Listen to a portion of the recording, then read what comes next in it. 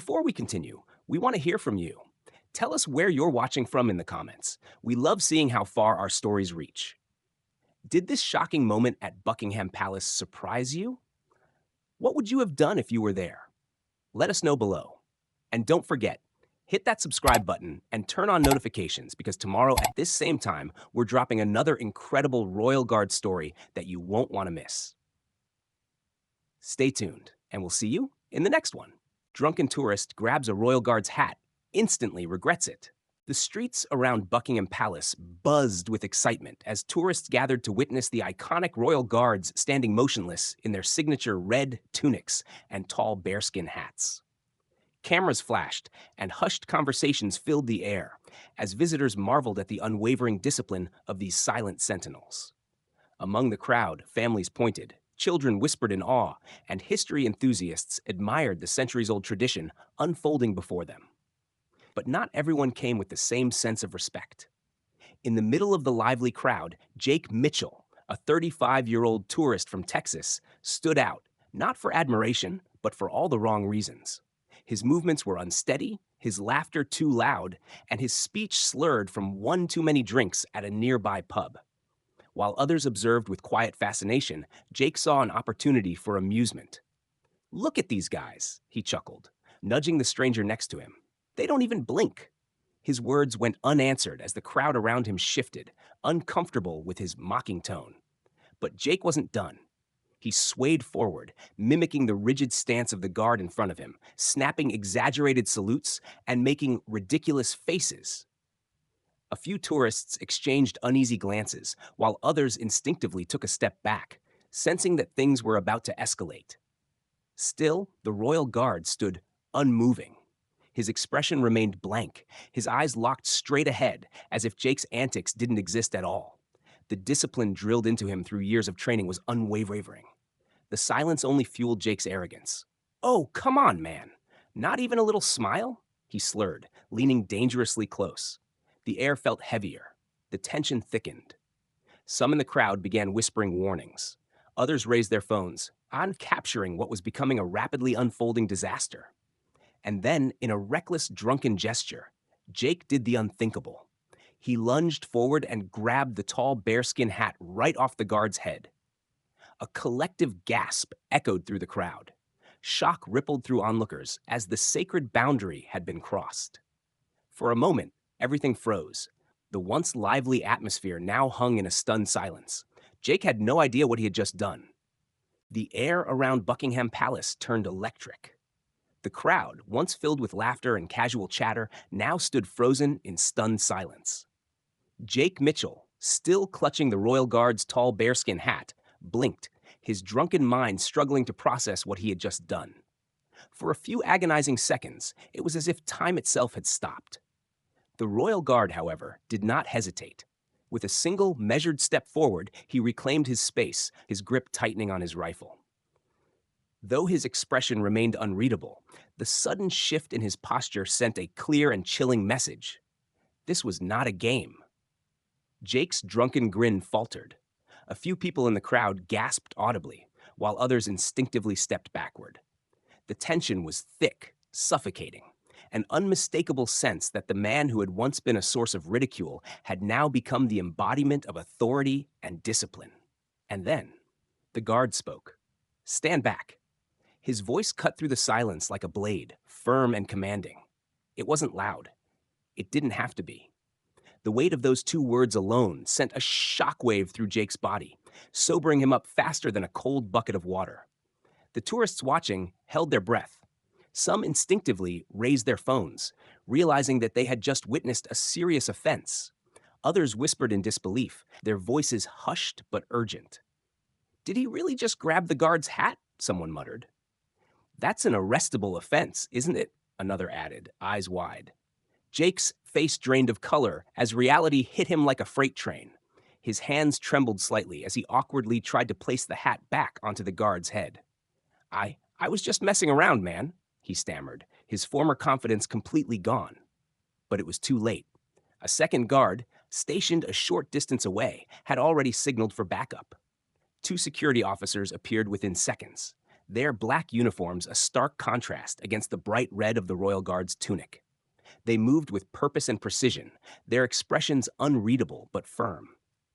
One of them locked eyes with Jake, his voice steady, authoritative. "Sir, step aside." Jake's stomach dropped. He had crossed a line he couldn't take back. Jake staggered back, his heart pounding in his chest. The weight of his mistake pressed down on him like a lead blanket. The crowd, once murmuring in shock, was now dead silent, their eyes locked on the unfolding scene. Two security officers, flanking him from either side, stood firm, their expressions unreadable but their presence commanding. For the first time that night, Jake felt real fear.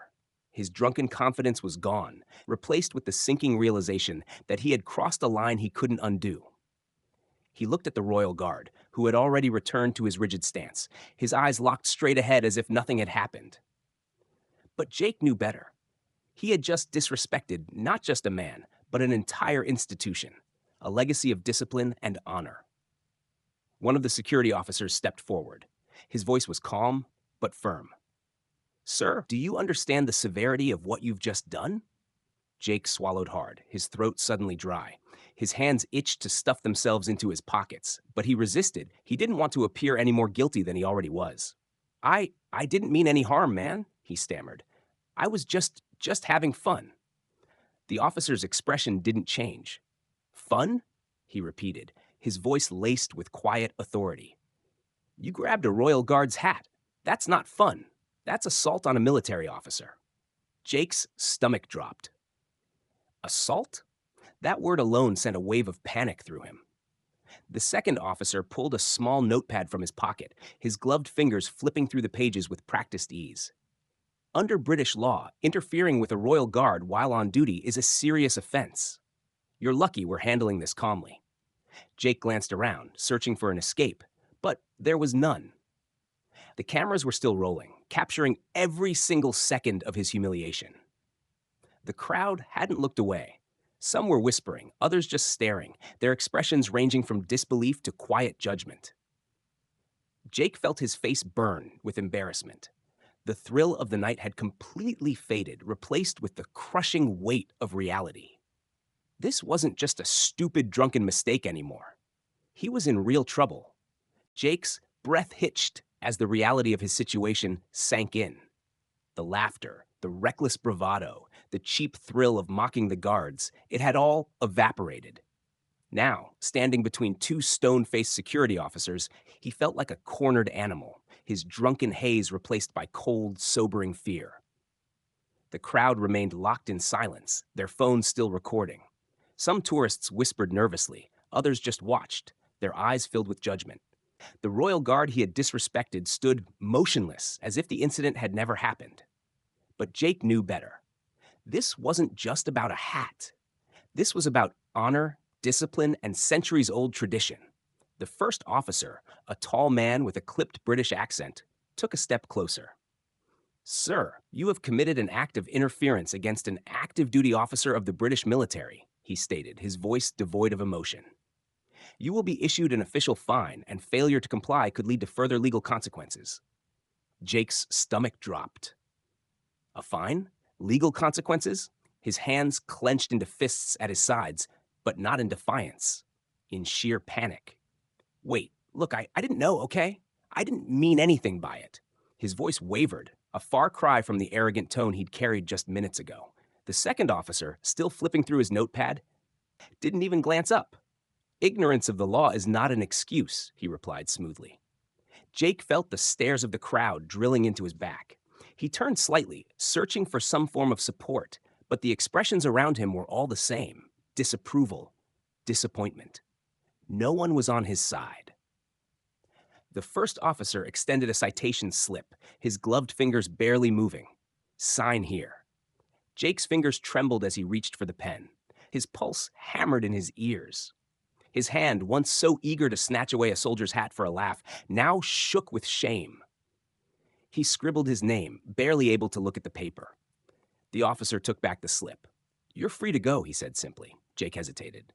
That was it? No handcuffs, no arrest? But as he looked around, At the unwavering guards, at the silent tourists, at the veterans in the crowd who had watched it all unfold, he realized his punishment had already begun. He would never live this moment down. Jake stood there, staring at the citation slip in his hands, his heart pounding in his chest. The words on the paper blurred as his mind raced with regret. Just minutes ago, he had been laughing, making a spectacle of himself, treating the royal guards like props in his drunken amusement. But now he felt small. The security officers had stepped back, their job done, but their silent presence still loomed over him. The crowd had already begun to disperse, yet some lingered, muttering in disapproval. A woman clutching a small British flag shook her head as she whispered to her husband, "Some people have no respect."